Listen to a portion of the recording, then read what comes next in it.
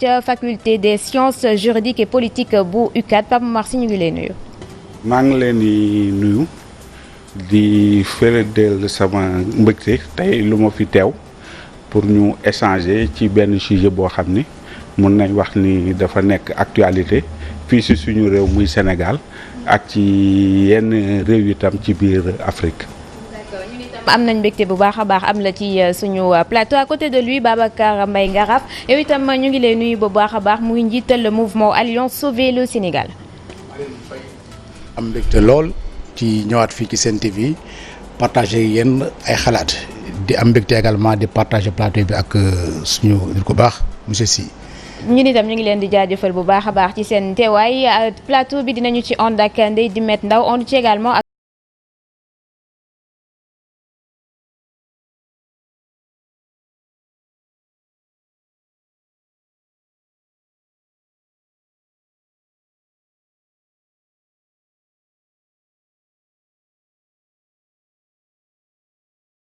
waxtaan wi ak wàllum constitution ak coow li nga xamante ne fan yi yëpp juddu na muy coowal 3e mandat Pape Momar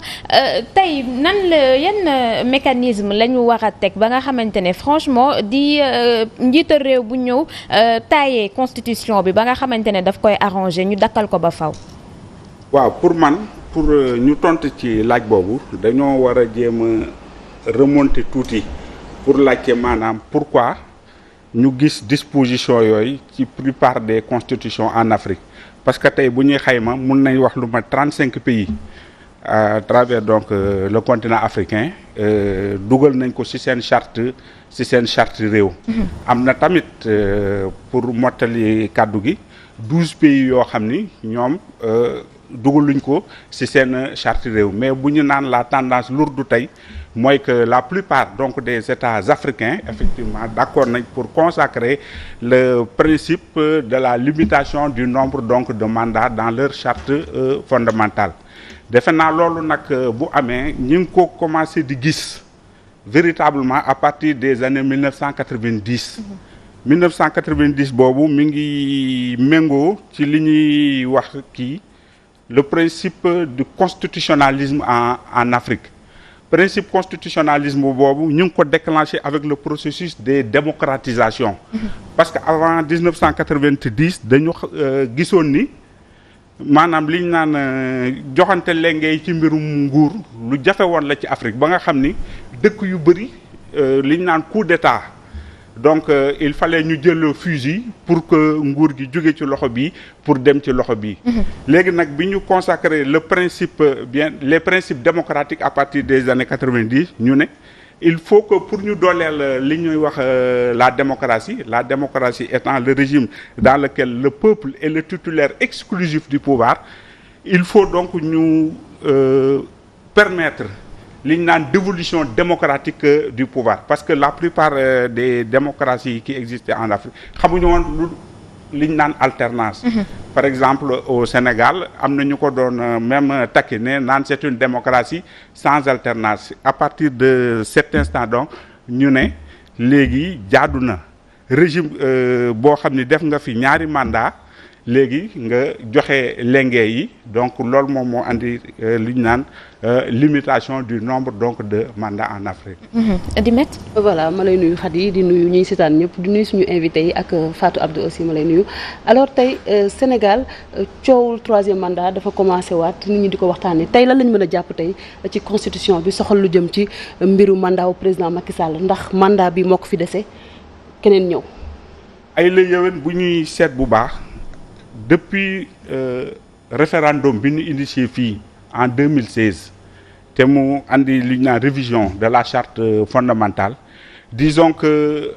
liñ ci doon ragal commencé woon na germer ba d'ailleurs période boobu sax bi ñu doon dem ci yenn plateau yi doon nañ leen wax ni peut-être liñ fi vivroon en 2011 tey tam mun na ñëwaat parce que yenn yi mun nañ wax disposition constitutionnelle la plupart du temps mënut a leer ba nga xam ni liñ naan l'opération d'interprétation par le juge constitutionnel donc par les juridictions constitutionnelles maanaam du intervenir te vivroon nañ ko ba pare à partir donc des années 2011 dañoo dem ci conseil constitutionnel ñu laaj ko mu ne donc mandat bi day compter nombre de mandat bi ba ca njëkk maanaam mandat de 7 ans bi donc bokk ci woon te mun nañ wax booy seet globalement presque tous les ingrédients sont réunis que tey bu ñu demee ba ca cappaandaw maanaam ba devant le juge constitutionnel mu waxaat ñu donc lu mel noonu donc moo tax ñu ne quoi qu'on en dise il y a des ingrédients qui militent en faveur effectivement de cette crainte de l'existence donc d'un est-ce qu'on peut retenir kon mooy li professeur Babacar Gueye di wax que ni effectivement président Macky Sall bu ñu sukkandikoo ci constitution bi mën na laaj 3e mandat. mun na man mooy sama position.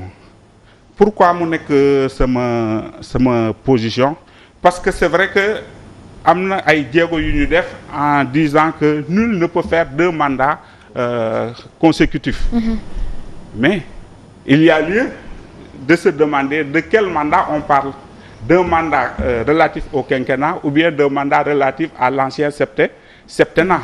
En tout cas, si on s'en réfère encore une fois à ce qu'on peut appeler la jurisprudence constitutionnelle, donc le juge va s'en référer à la disposition qui date de 2016 et bu boobaa dafa naan donc 2 mandats de 5 ans donc entre-temps dafa mel ni dañuy fàtte mandat de 7 ans bi nga xam ni le président Macky Sall defoon na ko si moo tax donc risque bi quand même c'est un risque qui est réel c'est un risque donc qui est là et découle malheureusement d'une possibilité que le Conseil constitutionnel fasse une interprétation tendancieuse, encore une fois, des dispositions de la charte fondamentale. Alors par rapport aux propos du président Macky Sall yi nga xam ne wax na ko ne moom bëggul amaat beneen mandat 2024 la koy yemale ban lecture lañ ci mën a am ci li nga xam ne moom mooy droit constitutionnel. Bon moom li mu wax mun nañ wax ni lu leer la lu clair la mais encore une fois problème de mandat bi fi ñu koy valider. mbaa fi ñu koy invalider mi ngi nekk ci juridiction constitutionnelle donc conseil constitutionnel rek maanaam moom moo mën tey ñëw ne interprétation bi laa teg ci kaw taabal ji donc président Macky Sall mënut a am nekk candidat pour un 3e mandat mbaa mun na nekk candidat pour un 3e mandat. Mais pour cela il faut que moom mu bëgg ko daal di wax ne dafay déposer candidature am ñu doon xool ndax dañu koy valider wala dañu koy invalider c'est ça.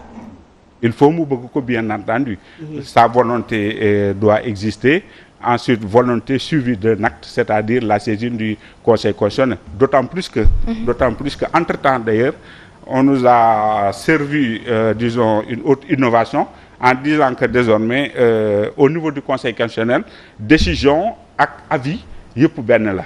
Parce que boo leen koy fàttaliku en 2011 disons en 2016 affaire question boobu posé woon na. parce que dañ ko laaj avis moom mu jël daal ne li man décision laay génne. léegi donc débat boobu sax mun nañu wax dootul amati parce que pour ñoom avec décision kiif la daal. dinañ ci ñëwaat ci kanam le temps ñu jàll ci Babacar Mbaye Ngaraf président Macky Sall annoncé na lancement aux travaux BRT yi alors que gis nañu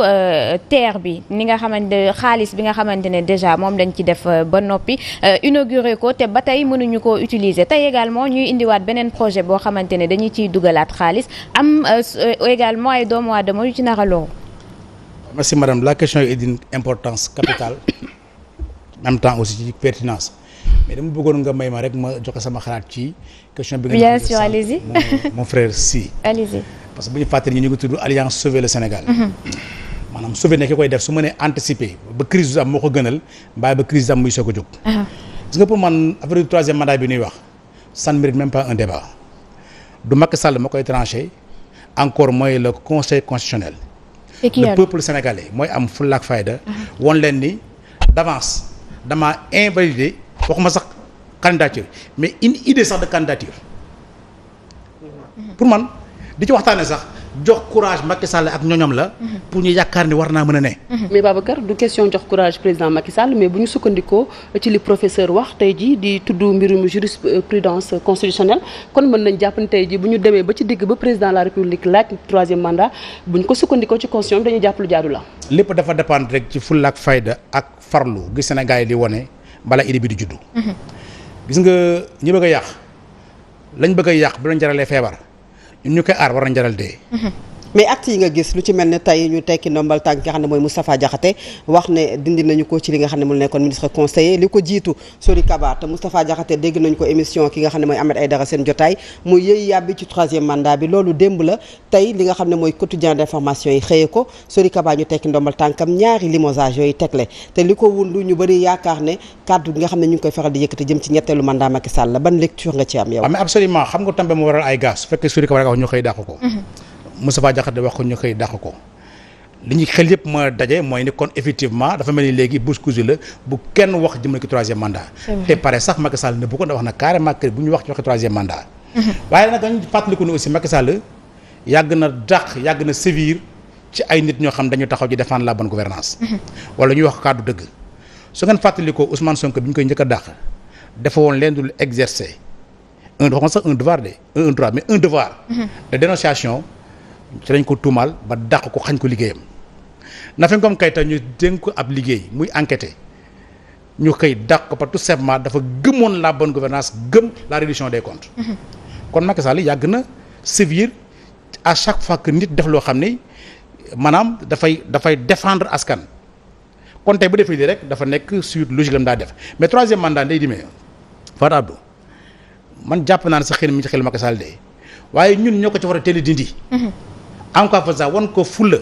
d'emblée que ni lii du jàll. teel a dindi comment bu fekkee ne il a le droit comme l'a si bien dit xam nga le professeur en droit constitutionnel te ne moom bu fekkee ne tënku nañu ci constitution bi bu weesoo ñetti mandat yi ñaari buñ ko ci tënkee am na droit sampat ndëndëm loolu aussi askan wi nan nañ koy dindee. dafa am sànq le professeur wax mooy opération d'interprétation. gis nga 2 + 2 = 4. sax borom xam-xam mën na ci indi dissertation ñun ñoo war a interdire suñu bopp ay d'accord la dissertation philosophique dissertation français bu ñu dugg dissertation politique. nag constitutionnaliste wax lu leen neex parce que entre choses dafa am la lettre am l'esprit de la lettre. nañu fàttaliku ni bi ñuy voté la constitution. c'est parce que dañu sonnoon ci affaire coowal mandat yi. ñu bëgg léegi mu leer nañ ñu ko sax créé woon ay clause intangible lii mu leer nañ ci bopp Sénégal yi yëpp ni léegi lii mooy am 2 mandats de 5 ans mooy am amatul beneen mandat loolu sax mu indi woon ay termes consécutifs. bi ñu ci yokkoon. Macky Sall wax na ko donte sax waxi Macky Sall wax dëgg saa nit ñi werante ci parce que aussi lii fi xew démb bërki démb dafa xaw a tee suñu xel ci wàllu du ma def 7 ans 5 ans lay def. mais encore une fois Macky woo ak ku ko mënti neex nañu xalaat 3e mandat mais réew mi ñoom moomuñu ko. ñun ñoo leen ko jox dénk leen ko buñ ci bëggee ëppal ñu wala nag yéen moomu leen ko ñun ñoo ko moom. ça a le mérite d'être clair ñu jàll ci li nga xamante ne kem lam-lameewul ndax dina am ou pas parce que annoncé na lancement aux travaux yi mu di bus rapide transit bi. waaw bus rapide transit bi de projet la boo xam ni wax dëgg yàlla c'est un projet ambitieux. et peut-être même pertinent waaye ambitieux ak pertinent aussi dafay wute ak opportun. tey ji mën naa nekk sama kër xëy na tàngoor bi sonal ma am projet dama bëgg a climatiser chambre xale yépp waaye su fekkee ni maa ngi war a jox xale yi inscription matagul. soxna si xëy na sax gazam jeex na courant bi ñu jox ma facture boo xam léegi ñu coupé ko. aw ma ko dama jàpp ni balaa ma jël xaalis di ko def ci climatisation chambre yëpp ma fay farate yi ma la wax ndax bus rapide transit encore une fois am na solo parce que dina régler benn problème de mobilité urbaine. waaye dama jàpp ni Ndakaaru ak Géejawaay bu fekkee ne ña déplacé ñi ci ëpp fa lañ dëkk 300 milliards am na ci ñu ko doon investir yoo xam ne dootu sax jarati ñenn ñu baree bari di ñëw ci Dakar. loolu sax doon na contribuer ci. ñu mën a désengorger un tout petit peu Dakar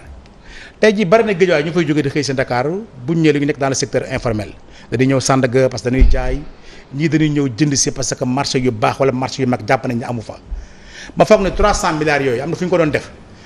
nit ñi dootuñu soxlaati ñëw Ndakaaru. mais transport aussi tamit dafa nekk priorité parce que boo amul yoon yoo jaar ci gaaw sa soxla doo ko mën a faj. je suis tout à fait d'accord mais dama doon ñëw rek ci nii dama wax ñu ne lu baax la. mais 300 milliards tamit mais du foo de. jàpp naa ne am lu ñu doon investir ca banlieue ba nit ñi dootuñu amoon ci yenn soxla yi Dakar ba tax xaw ma ni ñu ne 300000 personnes ñoo fiy ñëw par jour. comme lan par exemple. li gën a jàmp urgence. mais jox naa la exemple par exemple ñi ñëw fi di yëngu dans le secteur informel am ama tey ñuy wax Dakar dafa xat am na marché yoo xam ne suñu ko délocalisé wu ñu ko ci banlieue bi te boo seetloo tey ji am nañu baree bari ñoo xam ne dañu di jaay si ay Sandaga Dakar la Guédiawaye la ñu jóge wala Pikine te ñooñu amaana bu ñu fekkoon am na marché yu baax yu fa nekk marché yu mag ñu délocaliser Sandaga wala yeneen marché indi ko foofu doo dañu amati soxla ñëw biir Ndakaaru BRT bi encore une fois baax na waaye taxul aussi ñu fàtte ay priorités yoo xam ni ñoo nekk Guédiawaye xam nga tey jii boo ñëwee Guédiawaye par exemple nga xam ni ñu ngi jooy ay cimetières depuis des années président Macky Sall ñëw fa heure bii daaw je pense que c'était au mois de décembre par la voix de son petit frère Aliou Sall mu annoncé ni dana jël en charge financement wu cimetières yi nga xam ça tourne autour de 100 millions. nit ñi toog di xaar booba léegi cimetière la fa am ab mur la te mur bi je précise que du Macky Sall moo ko defar encore mooy Aliou Sall c'est l'œuvre d'une bonne volonté que nous saluons au passage. nga ñëw gis ni Guédiawaye depuis 2015-2016 bu ñu fàtte wax naa la sànq nii ñu ëpp ci waa Guédiawaye ñu ngi yëngu ci secteur informel ñi dañu nekk ay néew ma nag nekkuñu ay cadre feneen bari na fa trop macha allah mais en tout cas sur le terrain boo ñëwee la fa ëpp ci liggéey yi nga fay gis amul usine amul lenn ñii ñi ngi liggéey ñi dañu nekk ay menuisier ñi nekk ay mécanicien ñi nekk ay soudeur ñi nekk ay cordonnier ñi nekk ay teinturier et autres en 2015 jàpp 2016 dafa am ay travaux état yi foroon a am ñu ñëw déguerpir ñooñu jël leen si atelier yi ñu nekkoon parce que ñooñu lu ci ëpp dañu ñëw ci mbedd mi am fa mbaar dafa liggéey dafa daan seen doole waaye aussi di récupérer les enfants victimes des déperditions scolaires état bi am ñu mu fa liggéey ak Aliou Sall ñëw jëlee leen fa négocier ak ñoom engagé wu ko da ngeen di recaser à travers des parcs artisanaux 2015 2016 ba léegi ñoo ñu nekk en chômage xam nga ne borom kër boo tëjee fa muy liggéeyee xañ nga ko liggéey kooku def nga ko baadoo la ba tey fi am na ay centaines de pères de famille yoo xam ni ñu ngi vivre dans une misère boo xam mënu ko sax imaginer parce que tout simplement dañoo tëj seen i bërëbu liggéeyukaay diggoon leen recasement te defuñu ko pendant que aussi xale doon jàng métier ci yooyu atelier tey nekk nañ ay enfants de la rue et là vous noterez avec moi un paradoxe état bi au niveau national mi ngi lancé en grande pompe benn programme de retrait des enfants de la rue mais à Guédiawaye muy développé ay pratiques yu envoyer des enfants dans la rue mais Babacar li nga wax ni yëpp peut-être am na solo mais gis nañu ne dëkk yi nga xamante ni dañu développé yëpp li tax ñu développé bokk na ci seen dem ak dikk te gis nañu ñi yeewoo Guédiawaye comme ni nga ko waxee di dem Dakar wala ñu dem feneen tey du secteur informel kese xale bii di jàngi tey fa nga xam ne mooy benn lycée boo xam ne mi ngi Ndakaaru bu xëyee ban heure lay taxaw ban heure lay am car est-ce que yaa ngi ciy bàyyi xel ki nga xam ne aussi day liggéey ci entreprise boo xam ne mi ngi Ndakaaru bu weesoo secteur informel est-ce que tamit jotul parfois bu fekkee état bi def na loo xamante ne jar na tàccu yéen ñi nga xam ne tàmm ngeen di kaas ngeen tàccu daal di rafetlu loolu voilà commencé di fi ma commencé di mooy ni wala boog li nga ci tàccu dafa ndaw parce que li nga ci ngañ ñi moom moo ëpp non attention dama ni la projet bu pertinent la projet bu ambitieux la waaye maanaam la opportunité yooyu bokkul moo ma jox la exemple ci climatisation ba lay wax nii wala ko ñu d'accord nañ ni dana régler un problème de mobilité urbaine waaye loolu aussi bu mu tax ñu fàtte ce qui est sûr soo la jëlee Guédiawaye tey ñu bëree bëri am na priorité yu lay wax ni kat Macky Sall bu mu ko fàtte waale baax na mais de urgence baax na mais de urgence bonul encore une fois de waaye bu mu tax aussi ñu fàttaloonu suñu ay urgence xam nga BRT bi am na beneen problème bu mu soulever naa ñëwaat ci cette question balaa ma koy fàttee gis nga da loolu dama ciy profité lancé wàlle appel ñi nga xam ñoom ñoo yoree liggéey boobu waa CETUD surtout tey jii bu fekkee dañu lancé travaux BRT te créé wuñu yeneen voie de communication Guédiawaye léegi mu am problème mu entrée ak sortie ndax bu fekkee dañuy def ay travaux BRT naturellement corniche bi ak BRT fi mu war a jaar dinañ ko fermer partiellement ou entièrement mais quel que soit alpha dinañ ko. kon dafa nar a nekk yeneen désagrément yu nar a ñëw dolleeku si déjà. ci corniche bi nii. tout à fait bu fekkee foofu dañ ko fermer partiellement ou entièrement. alors que VDN bi nga xam ne moo nekk beneen voie bi fa des ci ñi dafa jaar ku ne xam na ni jéggi ko mu jéggi siraat ñoo yem ku fay jaar da lay fàttali rek bu mu see dem Gambie coono ba nga daal daj pour romb pont Gambie. parce que VDN bi travaux yi pare wuñu ñu jàpp ne aussi Macky Sall jàpp naa dafa xëy mi ngi ci xelam bu ci nekkul na ko ci def gars yi accéléré parce que ba léegi kenn comprendreul la moo tax VDN bi xëy rek liggéey bi taxaw. ba pare muy sumb di sumbaat loolu daf la jaaxal yow. te encore une fois sumb fële sumb VDN sumb prolongement VDN 3 bi nga xam ne foofu tam travaux yi dafa taxaw ak li nga xam ne moom la ñu bëgg a inauguré tey inauguré nañ ko ba pare. sumb nañu VDN bàyyi ko fa dem seen yoon. route des Niayes dañoo waxoon ne 2 ans lay pare léegi ma 3 ans. maanaam dafa am bari yoon yoo xam te jàpp naa ni waroon nañ ko mën a organiser ba suñu defee lii xaar tuuti def leneen permettre aussi trafic bañ a taxaw benn yow lan moo tax loolu lan moo tax sumb yu bari yi. mais show rek xëy na mégalomanie parce que gars yi il faut ñu show la preuve boo fàttali ko VDN bi yi ngay wax pareegul pourtant de inauguré nañu ko de. bi ñu nee élection des na ay quelques fan. fii lañ ko inauguré en grande pompe d'ailleurs VDN boo xam te dama leen ñaan ngeen jaar fa ngeen xool wala ngeen wax seen reporter yi fa nekk nañu xool VDN bi waxuma sax ñàkk a pare gi ñàkk a pare mais am na ci parti yoo xam ne sax jaar fa musiba la ku nekk ci yéen dégg na nombre cas d'accident yi xam dañuy am sur la VDN 3 entre Malibu ak Gàddaay parce que tout simplement amul éclairage. tout à fait. alors est-ce que am ngeen une idée ci ñi nga xamante ne ni état war na leen dédommager parce que dégg nañu ñenn ci ay impacté di wax yow nga nekk fi président mouvement Alliance Sauver le Sénégal est-ce que am nga ay chiffres tey ji ci nit ñi ñu war a dédommager. waaw xamuñu ko exactement parce que man mii sax bokk naa ci impacté yi d'ailleurs maa jiite collectif bi nga xam ne moo nekk pour VDN bi parce que bu ñu fàtte ni VDN bi aussi dafa amoon impacté yu mu juróon mooy VDN 2 ak VDN 3 ak tey aussi waa BRT yi. impacté VDN nga mais pas impacté VDN. parce que man maa ngi dëkkoon Malika Taliba jaar fa toxal ñu. d'accord ba mu ñëwee aussi ñu nangu ko parce que jàpp nañ ni l'intérêt général prime sur le confort entre guillemets individuel. boo xam ne loo xam suñ ko defaree mu saafara problème mu ñëpp ku ne war ngaa mën a fàtte sa bopp. d'accord ni ngi defoon preuve de patriotisme mais mel na ni tey bopp patriotisme ñu defoon récompense ñu doon xaar ay caw moo ci mujj fekk. si naka ndax certes indemnisé nañu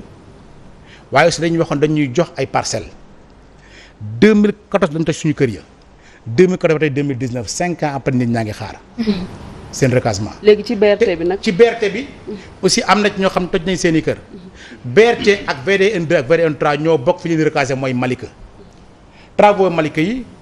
ña fa nekk nag mooy maire bi ak seen i équipe ay jàmbaar lañ loolu de. waaye am na loo xam ne seen doole attanu ko. te bu fekkee ne par exemple gars yi dañoo soxla dans le cadre de la réalisation du BRT. ñu soxla espace. nit ki nangu def preuve de patriotisme bu indiwu ci benn condition indiwul benn galgal indiwul benn gàllankoor au contraire sama accompagner sa projet la jaadu aussi la nga wax moom nga sàmm ko te def ko. encore une fois jox nañu indemnisation waaye recasement bi des na lool. jox nañu nag benn site am na sax ci fan yi di ñëw dégg nañ ni dinañ commencer jox ko titres yi de titre de propriété yi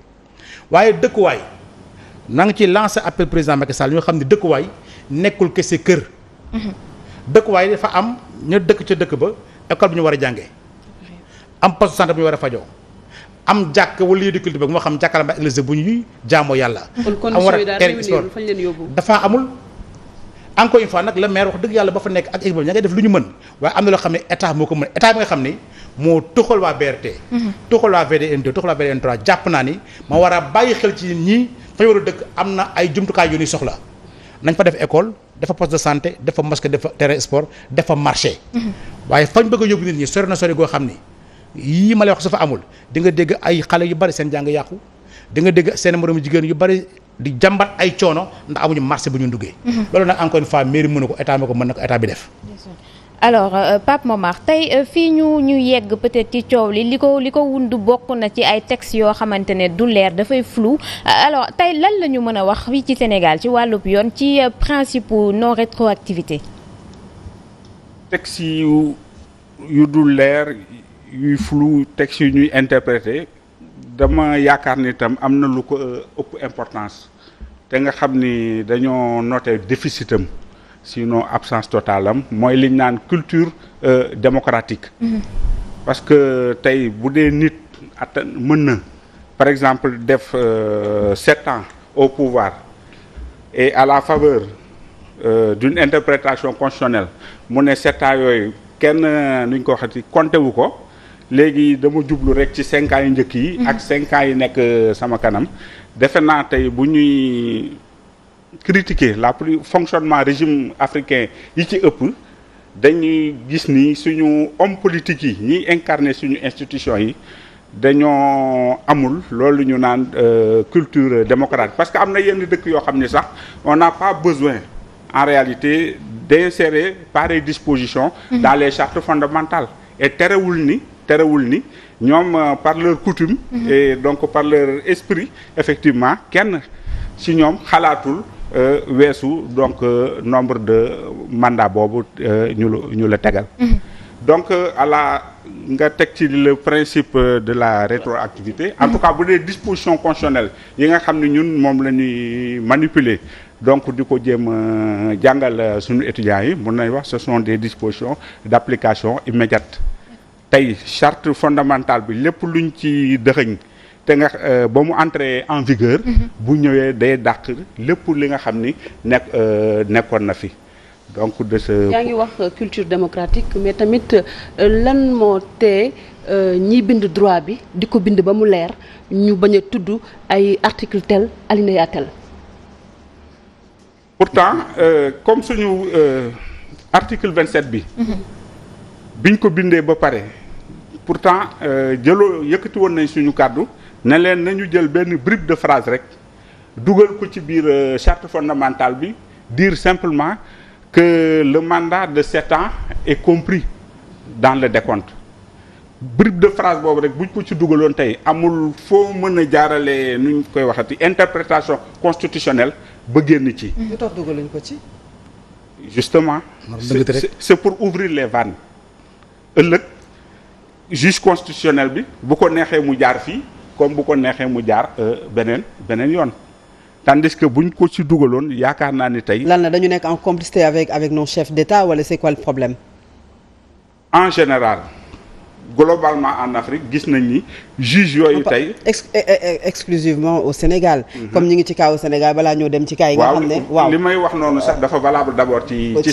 Sénégal. pourquoi yow bi nga waxee proposition boobu xalaat ko Sénégal deful loolu appliqué ko. enfin disposition ñi ko wax sax bëri nañ. ci jamono yooyu du man maa ko njëkk a wax. du man maa ko kii inventé ñi ko waxoon donc bëri nañ à cette époque donc. en général donc booy gis ni tey ñu am benn méfiance benn suspicion ci juridiction constitutionnelle yi parce que dañu gis ni liñ naan seen mode de désignation maanaam ki leen di tànn loxo président de la République le pouvoir exécutif en général daf ci am part bu rëy daal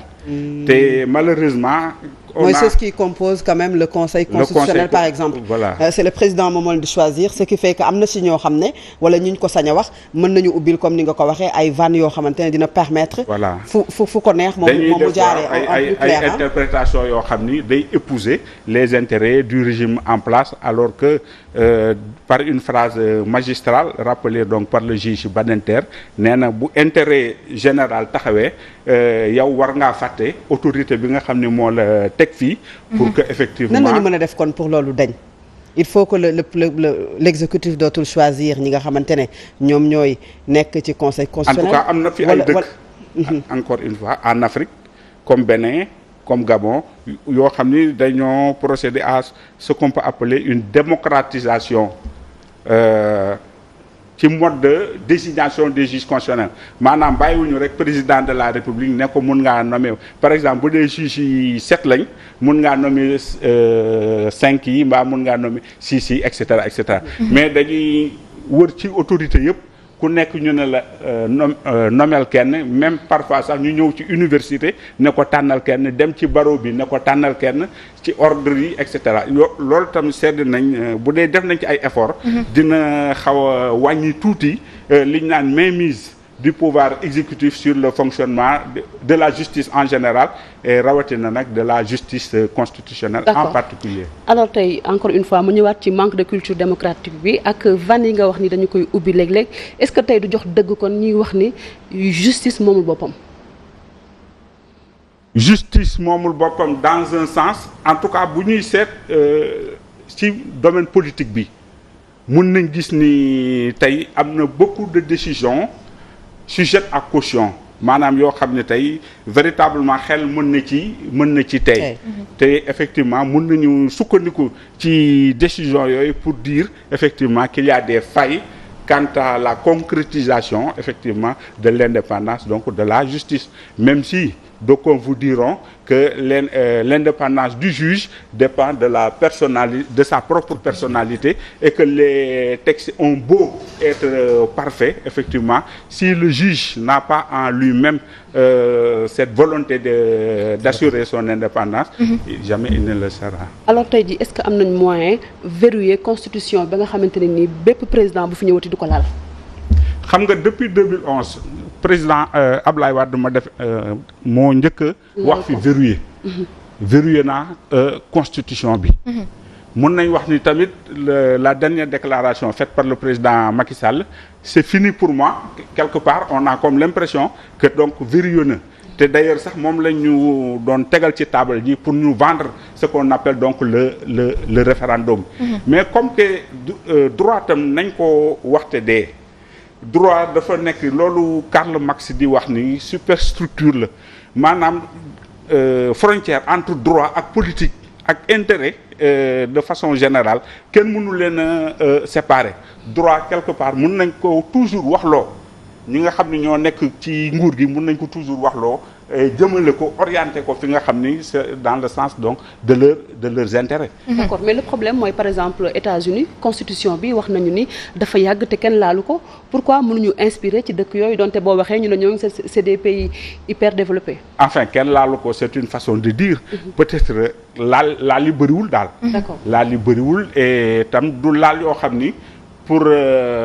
prendre en charge les intérêts d'un régime. C'est-à-dire des intérêts ponctuels mbaa les intérêts d'un homme. En fait genre laal yooyu surtout moo tax sax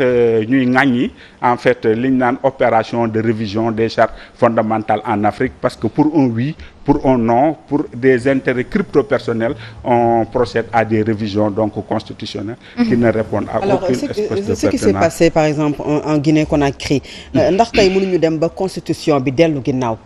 gis ne y a bain de sang gis ne tey ndaw yi ñi ngi dee ñeneen ñi ngi leen di tëj ci kaso bi ñu reculer wala bu xasee ba kàddu bi dem jeex na quand on valide on ne recule plus. En fait dans le cas de la Guinée on parle de changement de constitution. Parce que quand même bu ñuy lire entre les lignes dafa mel ni président bi dafa bëgg am def troisième mandat. Mais dañ ko verrouiller boo xam ni foofu. Que sax may ñu kenn mu ñëw di ko laal mënuma koo laal kon boog naa jël lépp lu mu àndaloon ma teg ko fële daal di teg donc charte fondamentale bu bees et bien entendu ça participe au processus de désacralisation de nos chartes fondamentales maanaam Afrique dañuy dem ba nga xam ni dañ naan constitution amu fi benn njëriñ mouchoir la rek dama ciy fomp sama ñaq su ma pare daal di koy sànni alors que véritablement culture démocratique boobu muy wax bu doy habité na la am na benn auteur bu doon wax ni constitution dafa am tellement importance que boo koy laal sax sa loxo bi koy laal dafa war di trembler daal du question loo xam ni dañ koy laal nii à tort et à raison pour donc des raisons fallacieuses en réalité. Alors Babacar bu weesoo impacté yu yenn projet yi ñu doon waxtaanee sànq am na beneen problème boo xamante ne daf fi yàgg mu di wàllum foncier ñu bari di ci loru régime yi jàll yëpp mu mel ni dilemme la ci ñoom ñu régler ko. waaw foncier de ñi ciy loru Sénégal bari na waaye ñun Guédiawaye ñoo ci gën a loru ndaxte man je suis conseiller municipal à Wakhinane Nimzatt la commune également à la ville de Guédiawaye. maa ngi fàttali ko en 2014 bokk na ci yi njëkk a voté mooy ay projet porteur de développement durable conformément d'ailleurs à la philosophie de l'acte 3 de la décentralisation ndax ma acte 3 bi dafa jox communes yi yeneen objectif jox leen yeneen mission yoo xam suñu ko bëggee réussir dafa am ay jumtukaay yu ñu soxla te lépp nekk ci ay recettes te jege ci xaalis Guédiawaye nekkoon une ville dortoir on n'a pas le complexe de dire parce que c'est la vérité waaye tey âgé de 50 ans dañ jàpp ne war na génn ci position boobu nag pour inscrire dans la dynamique d'une ville émergente waaye loolu lañ soxla ci jumtukaay amuñu ko ñu jàpp ne am na yoo xam suñ ko defaree dina mën a am jumtukaay yu ñoom wax naa la sànq benn exemple muy parc artisanaux yi. doon na permettre ñu recaser non seulement artisans victimes du déguerpissement phénomène aggravé récemment par les opérations de désencombrement parce que en plus des victimes yi Aliou Sall créé woon le nouveau ministre de l'urbanisme la ak opération yi mu def. créer yeneen victime donc parc yooyu doon na am lu mu mën a jural Guédiawaye dama ne sax ay gars doon ay quai de pêche am lu mu mën a jural Guédiawaye tey ji benn exemple mooy bu jëlee marché bu bees nga xam ni moo nekkoon principale source de recette bu mairie Wakhinane Nimzatt dañ ko perdre au profit de la commune de Djiddah Thiaroye Kaw en tout démocrate ñu nangu ko tey ji perte nañ ko amatuñu xaalis te ragal naa ni conditions yi ñuy dund nii man sax damay laajte maire bi xamal sax ban ingénieur lay def ba mun ci génn parce que gis naa ni foofu kenn dafa jàmbar salaire kenn dafa jàmbar yenn coono yi kon xaw ma maire bi comment il fait pour s'en sortir mais en tout cas lu mu mën def yaakaar mu lu mën a continuer la am nañu pourtant projet am nañu sax financement pour def marché waaye amuñu fu ñu ko def. D'accord. Parce que à Guédiawaye le seul espace qui nous reste. xam mooy fan fi ñu tuddee littoral. ndax bu fàttali ni Guédiawaye ñàkk espace moo tax sax ni ngi dem di dëkk ci ay zone non aedificandi yi. waaw mais filao yi nag si fa laa jëm mooy dara bi rek. yéen li ngeen dese ci suuf ni mu bëree ngeen bëgg fi toog ne amu leen espace. non dama ñu la. fa jaaxal nit ñi en tout cas dama ñu la le seul espace qui nous reste. mooy ce qu'on appelle le littoral. d'accord yenn gars di ko woowee composement bande des filaos. à chaque fois ñu bëgg faa def dara duñ ko mën a def état bi daf ñuy opposer le caractère classé de la bande. waaye li jaaxal ñëpp te naqari ñëpp mooy pendant en même temps état bi moom amul benn difficulté di jël ci bande bi jox ñu ko neex. justement ci BRT bi dégg nañu joxe nañ 6 hectares soxal lu jëm ci BRT bi nan lañ mën a comprendre loolu ci jamono joo xamante ne ni déggoon nañ fi Guédiawaye di laaj cimetière. mais ma yeb ñu rek loolu rek mooy compréhension bi amul benn explication bu dul yeb bi c'est-à-dire man damay toog ci man dama xool régime bi man dëgg rek pourquoi ñu yeb ñu laa xamul. c'est-à-dire dañuy wax ni bu ne ko la Guédiawaye Macky Sall defaluñ dara te lu ñu am jël jox ñeneen. explication lañ leen jox bi ñu joxee 6 hectares yooyu noonu BRT. benn bu dul faale wuñu leen rek jël nañ 6 hectares ci bande bi jox BRT waa BRT xeeb ko laaj accord 4 hectares te boo ci waxee ñu ne da ngaa contre BRT mais BRT mu ñu contre parce que BRT bu soxla woon suñu kër yi ñu jox ko jox naa la 5 exemple yi bi VDN soxla suñu kër yi ñu ko jox VDN bi parce que jàpp nañ njëriñal ñëpp la waaye li ñu mënta nangu mooy li nga xam ne ñoo ko moom dese ko ñun kese mënuñu koo jëfandikoo ni ñu koy aay di ko jël di jox ñeneen. en plus du BRT mais jox nañ fa ñeneen ñoo xam ni ay privé lañu xam nga aw ma je n'ai absolument rien contre le syndicat des agents des impôts et domaines bari naa ci ay waaye dem dugg jot dañ koy wax. jox nañ foofu syndicat wu agent impôts et domaines yi jox nañu fa EDK Oil fan yi passé rek yàggul dara. jox fa ay promoteur privé beneen tur yeneen ñoo xam comme nekkuñu fi mënu tur seen i tur ndax day di mettre mal à l'aise yéen ñii c'est-à-dire en plus BRT bi jox nañu ay station jox ay nit te la ca gën a garaaw ñooñu ñu ko jox bañal ñu ko ñun dañ koy dagg ëllëg def ko ay kër di ñu ko jaay fi ñu am njëgam. est-ce que gisee ngeen ak ñi nga xam ne mooy les autorités yi nga xam ne ñoo nekk ci douane bi wax leen yéen li nga xam ne moom ngeen bëgg ak ñoom seen doxalin ni ngeen ko ŋaññee. waaw ñun de loolu lañ mën ña ngi ko ciy def parce que boo fa wax naa la sànq ni diggoon nañ fa ay projets yu bëree bëri yoo xam ne jàpp naa ne am nañ njëriñ. mënuñu koo def ndax amuñu espace wax naa la sànq marché bu bees. est-ce que xam ngeen ni Guédiawaye ñun ñëpp ñu ngi fàttaliku yi pendant les vacances da ngay dégg chaque fois ay cas de noyade ba jàpp naa sax à tort ou à raison que ni Guédiawaye tey jii bokk na ci dëkk yi gën a ëpp lu nit di lap ci géej gi. nit ñi bi ñu ci réfléchir gis ni c'est pertinent ou impertinent en tout cas jàppoon nañ ni am na yenn zone yoo xam ne yenn maires yi war nañ mën defar ay piscine. suñu defaree ay piscine xëy na entrée payante la ou libre au moins dina atténuer un tout petit peu la fréquentation bi xale yi def ci géej gi. waaye amuñu espace. am nañ fa benn projet boo xam ne pour salle de spectacle la am nañ fa projet pour université boo xam ne amal ko ba njëriñ lool mënuñu ko def parce que amuñu espace. espace bi ñu wax ne amuñu ko nag moom la état bi di jël rek di jox magistrat contre magistrat yi de parce que boo demee Guédiawaye am na cité enseignant. am na cité douane. am na cité SONES am na cité Sénélec kon pour dire que ni mënuñoo nag ñooñu ba pare di bañ enseignants yi di bañ magistrats yi am na absolument rien contre les magistrats moi je suis enseignant am na ay kër yu ñu jox au niveau de Lac Rose kon Sénégal yëpp ñooy yem ci wàllu suuf mais li jaaduwul mooy kumba am ndey ak kumba am. Babacar xam nga lii ngay wax nii ñi nga xam ne ñoom ñoo dëkk Guédiawaye wala ñi nga xamante ne ñoom ñooy sénégalais gis nañ Guédiawaye yow li nga wax ne nguur gi daf mel ne ku leen fàtte ndax li nga fi lim yëpp loo xamante ne la ñàkk defal nguur gi ak ñàkk gestu ci li bëri mais élection yi weesu urne yi wanewul loolu Guédiawaye. waaw mais xam nga loolu. ndax